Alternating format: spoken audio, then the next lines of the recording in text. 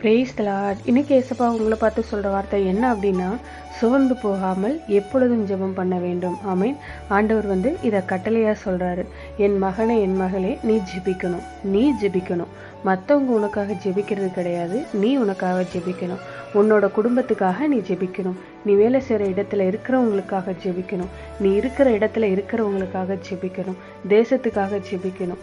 இது மாதிரி நீ ஜெபிக்கணும். அது மட்டும் இல்லாமல் எப்போவுமே நீ ஜெபம் பண்ணணும்.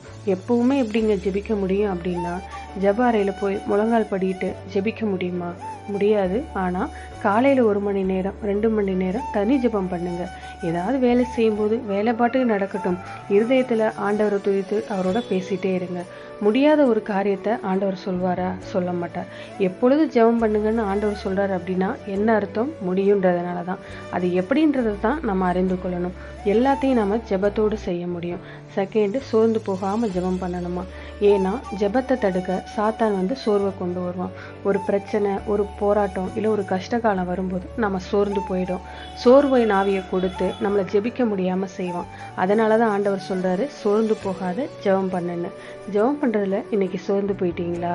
கொஞ்ச நாளாக சரியாக ஜெபிக்கலையா?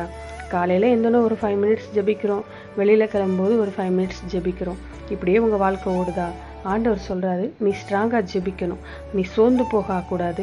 எப்பவும் ஜெபிக்கணும் அப்படின்னு ஆண்டவர் சொல்கிறாரு. இன்னைக்கு உங்களை ஒப்பு கொடுங்க. அவர் கிருபை தருவார், உதவி செய்வார்.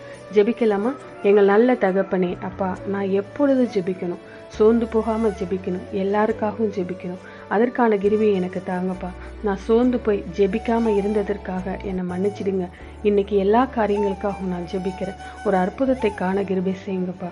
இயேசுவின் நாமத்தில் ஜெபிக்கிறோம் பிதாவே. ஆமென். God bless you.